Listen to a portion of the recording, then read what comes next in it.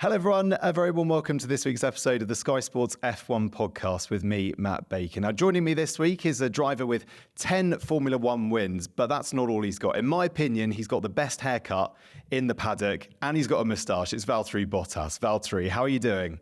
I'm very good, thank you. Thanks for having me. Oh, thanks for coming on. We should probably say, shouldn't we? We've just been having some technical problems. So just so people know at home, it's not always a smooth ride on the podcast, but we got there eventually. Yeah, the technology always fails at the right moment. So Exactly, yeah, it certainly does. Look, Valtteri, how are you doing? Where do you join us from? It's Tuesday before Baku, so I'm intrigued to know what you're doing right now. Yeah, I'm in Hinwil at the factory. I've been in the simulator yesterday and this morning. And yeah, basically pretty normal procedure before the race weekend. I normally do the sim work. We kind of do the starting setups in the simulator for the weekend and some setup options, kind of preparation for me as well to get my eye back into it for the track that is coming next. So, but yeah, I'm really good. Thanks for asking. Yeah, good. I mean, where is home for you? I'm quite intrigued because you seem to, certainly for a Formula One driver, you travel a lot because obviously you go to 24 Formula One races around the world. But you also, obviously with your partner Tiffany, you travel to a lot of cycle races. You seem to be doing a lot of events as well. So where do you consider home? Yeah, I'm always on the move, That's normal and I'm kind of used to it and I enjoy it. But home is Monaco. That's been home now for 11 years. But yeah. Always on the move. Always on the move. Look, since Monza, I've been doing a bit of research on you, Valtteri. I was on your Strava, and I've also been on your Instagram as well. And I saw that you cycled across the Mediterranean. And number one, my first question to you is what is this that you were cycling on? And I love that you were in full cycling gear. It's crazy what you get up to in your downtime. Most drivers should be having a rest, and you seem to be upping it each time. Yeah, I don't like to stand still. And, like I said, I'm always on the move. But yeah, that was actually a charity event for the Princess Charlene of Monaco Foundation. I signed up for the event already, I think 1 year ago. So it was always in my calendar when I knew that it's going to be a weekend off, hopefully, from F1. And it was. So yeah, charity kind of race with 5 teams of 4 people, crossing the Mediterranean Sea from Corsica to Monaco with a water bike. And obviously with a team of 4, so not alone, but still, it was pretty epic. Like I've never experienced anything like that. Like imagine being in the middle of the Mediterranean Sea at night, pedaling. It's just crazy. And I'm glad I did it. It was hard, but I'm glad I joined. My favorite part about it, Valtteri, was that you did it as a cycle on Strava. So, yes. Your average speed, whatever it was about 8 kilometers per hour, because obviously you're in the water, you're not on the land. I just thought that was quite a touch. Yeah, I think some people got a bit confused when they saw the map. It's like in the middle of the sea. So, yeah, but it was good workout. I did in the end 4 stints on the water and always kind of at the threshold heart rate. So, yeah, it was pretty tough. Obviously, cycling is a big part of what you do now. I'm intrigued to learn a bit more about how that passion started for cycling. And I was reading as well that you were saying you quite enjoy the fact that cycling is an even playing field. Obviously, it's a bit machine. And when you're on your brilliant bike that I'm sure costs loads of money, obviously that's a very souped up bike. But it's not quite the same as F1, is it? That F1 is a lot more machine, perhaps? Is that fair? Yeah, for sure. I mean, of course, you still need, if you do cycling races and if you want to win, you still need good equipment. But in the end, most people have it. And the difference actually between, let's say, a budget bike and a professional bike, it's much less than difference between Formula One teams, So I feel like in that sport, you are the engine, you are the much bigger factor, let's say, on the result. And for me, it's just a really nice balancing thing to do. Like it's almost opposite to Formula One. Like I do some gravel racing events if I have free time, and it's a kind of like way to escape the noisy, hectic F1 world with lots of people. And for me, cycling is just great opposite of that, to kind of unwind and let the mind rest from all the pressure.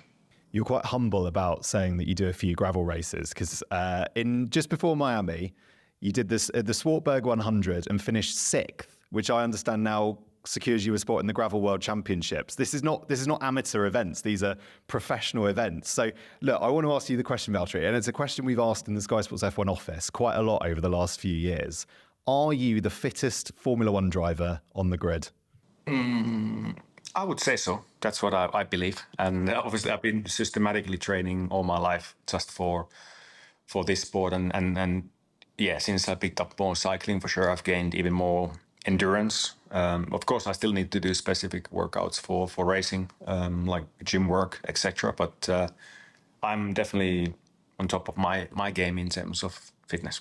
You certainly are. I don't know if many other F1 drivers. I mean, cycling's obviously quite popular within the paddock, isn't it? Because we go to racetracks and we see, the F1 show at Silverstone. Carlos Sainz was going around, and we see F1 drivers do it quite a lot. But you have just taken it to another level. I guess your partner Tiffany. I imagine she's a big part of that.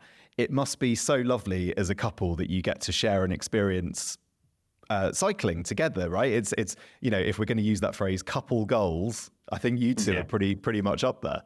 Yeah, obviously when I met Tiffany, who's a professional road cyclist, but now does gravel as well, one big motivation for me to ride more was to try and keep up with her, So that was the initial motivation. So we could actually train together, and now we can, we can do even big rides together, training sessions together, even racing together. That's really, really cool. And something that we can kind of share. Obviously, for her, it's purely her job.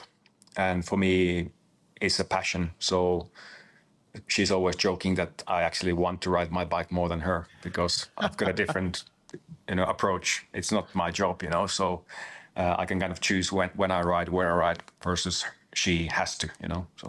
Yeah, I guess you can relate to that in the other way, right? With Formula One, although I imagine it's always a privilege to get behind the wheel of a Formula One wheel. Look, talking of Formula One, since we've got you on, I think first place to start with Formula One really is where you're at with your future. And it's a question you probably get asked weekly at the moment. So I apologise for asking this to you again, but it's great to know, Valtteri, what's going on with 2025? Yeah, it's don't blame you. It's a popular question. Especially, when your contract is running out, and it's not like there's many spaces left. So where are we now? We've continued discussions with Mattia, and we've progressed, but nothing is signed or confirmed yet. There's many factors in this sport, but I'm always positive, and for me it's clear where I want to be next year and the years ahead, which is here. But I don't think there will be any news this week or this weekend. But like I said, making progress and trying to understand from both sides what's going to be the best for all of us. Yeah, obviously that becomes the Audi project, doesn't it? And you mentioned Mattia Binotto there. He's obviously returning to F1 with Audi. Jonathan Wheatley coming in as team principal. So are you seeing enough at Sauber/Audi in the future to make you obviously want to go, this is where I want to be, and I'm excited about the direction the team's going? It is exciting direction. It will be a factory team, car manufacturer in 2026, and that's always interesting. And I think there's big potential. There's a clear direction. Obviously, there's been lots of changes recently, including new boss again, but things are really changing, and it's not been easier. So there's obviously only one direction, which is onwards and upwards. So I'm positive from what I've seen, what I've heard, what are the plans, what are the goals, how to get there. So I'm convinced, where I want to be for the next years. In terms of, I'm intrigued to know, obviously, so you've been at Williams, you've been at Mercedes, and obviously it's Sauber at the moment.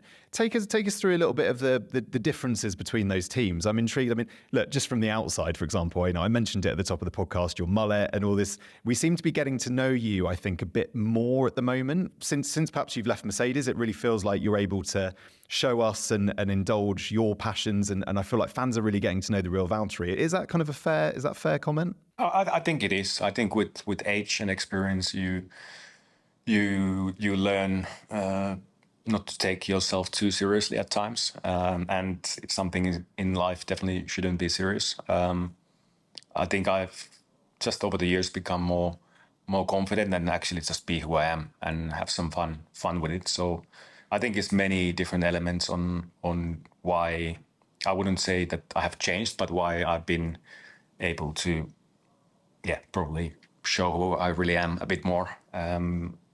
It's Formula One is a tough sport, and when you join, obviously everything is 24/7 about Formula One. It's all serious business, especially when you're fighting for the championships.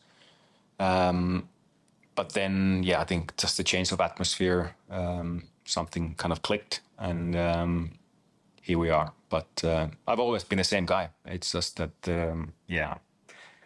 I think I'm just having a bit more fun nowadays. Yeah. I wanted to ask you, so, since we're sort of talking about being yourself and whatnot, Kimi Antonelli obviously going to your old team, Mercedes, and I'm quite intrigued by what your view is on that. How will Kimi find it, do you think, coming into a team like Mercedes as such a young driver? For example, where would you want to be? If you right now were starting your Formula One career, where would you want to be? Would Mercedes be a good team? Like, what will Toto be like, do you think, to Kimi? I think they've already showed lots of support for him. I think he's had good preparation and will have good preparation for his first season. Obviously, he's very young. He doesn't yet have much experience from single-seaters.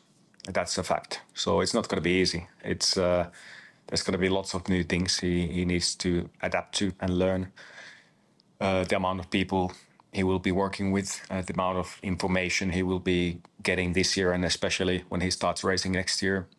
Initially, it's a bit of a shock, but like I said, I'm sure they will prepare him as well as possible. Nowadays with the simulator, I think he's done quite a bit of testing with all the cars as well. So as a driver, you always take that kind of opportunity. If I was Kimi, no doubt, of course, you go for it. But in this sport, there's always element of risk. In this case, both for Kimi, because he will need to deliver. It's a big team, and that's what they're expecting. But same thing for Mercedes. If they have a race-winning car, they want to get the points with both cars. So that's the name of the game. But like I said, he will be well prepared, and then next year he can show what he can do. And if I would go to any team as a rookie, you always want to go to the best team. The faster the car, that's where you want to go. It's just how it is mentally, and Toto as well. Like I said, he's shown lots of support for Kimi, and I'm sure he will continue to do so. But knowing him, he will expect great things. That's natural. As you would do when you're boss of a team like Mercedes, you would expect the very best. Sort of final point on your old team Mercedes. I've been intrigued to get your thoughts on this for a while about Lewis's, your old teammate Lewis Hamilton's move to Ferrari. I'm quite intrigued to know from you if you expected that, if you ever saw that in the future when you were teammates, if you ever discussed it, and what was your reaction when you learned that he was moving to Ferrari? I can't say that I expected it. It was unexpected. I mean, I think he surprised everyone, including Toto. But now when you look at it, I think he's just been ready for a new challenge. He's been such a long time in one team, at this point of his career, he decided he wants something new. And I mean, what an opportunity, to join a different team, a big team, successful team in the past and even nowadays, which has potential to win races or championships. So it's kind of a new project for him, and he seems really excited. Like he seems like he's really keen to start that new chapter and start building the team around him, and eventually hopefully enjoying the success, and that's going to be rewarding. I'm sure it will be. I mean, Lewis is 39, so I believe he's 4 years older than yourself. So are you looking at what Lewis is doing at the moment and going, I've got a lot more years of Formula One in me, and the passion and the desire to still compete at the highest level of motorsport is still there? I still have lots of passion, lots of desire to be around. I haven't really set myself any limit in terms of age. I think that will go with the feeling that maybe one day you will feel like, okay, that's enough. It's time for something different, but that's not yet.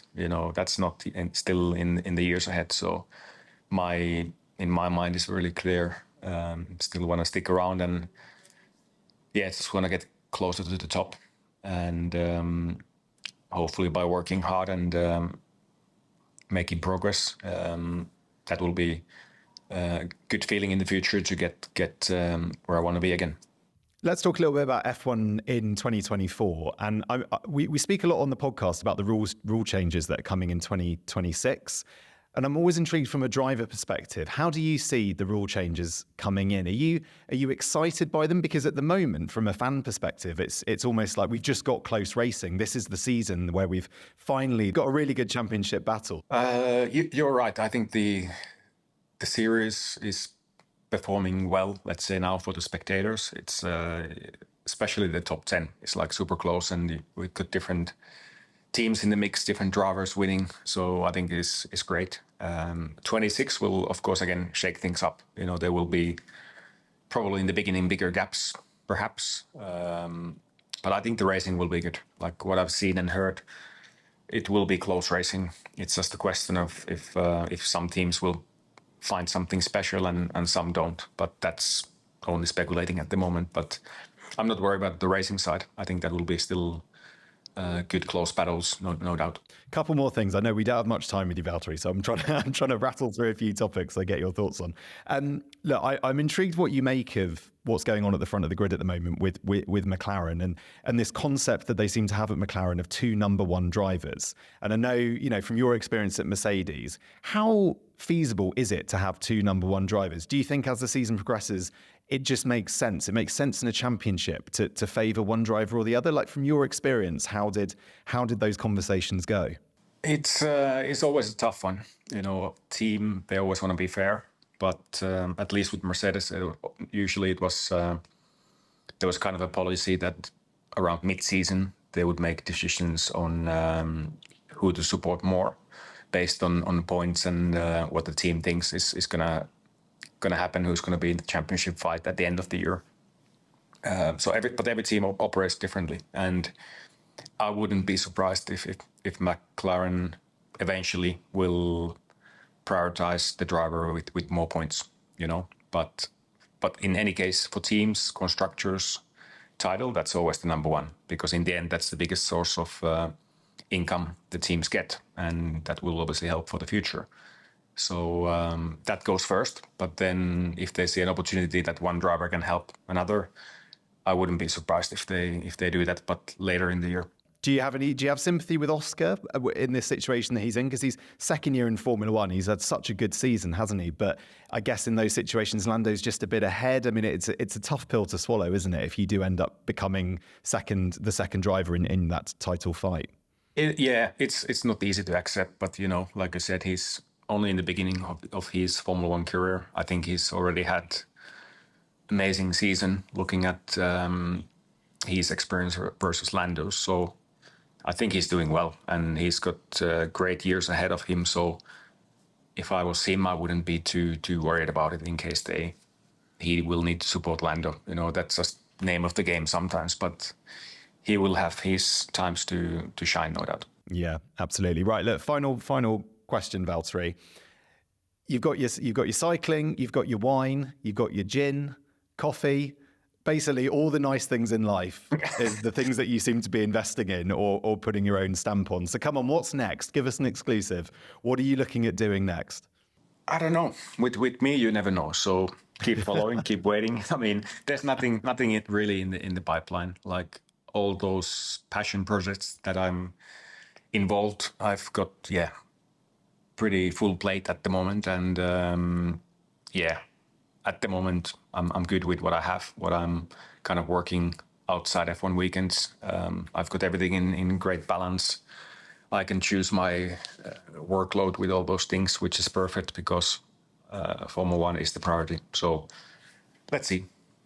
You never know. You never know. Something for the future. You never know what's around the corner. And look, I hope one day I get to try your coffee. because Absolutely, I see it on social media. It looks brilliant. Look, Valtteri, thank you so much for coming on. Would love to have you for longer. So who knows? Perhaps we can arrange something in the future for a little bit longer. But great to have you on the podcast, and best of luck this weekend in Baku. Thank you, and thanks for having me. Pleasure. Cheers, Valtteri.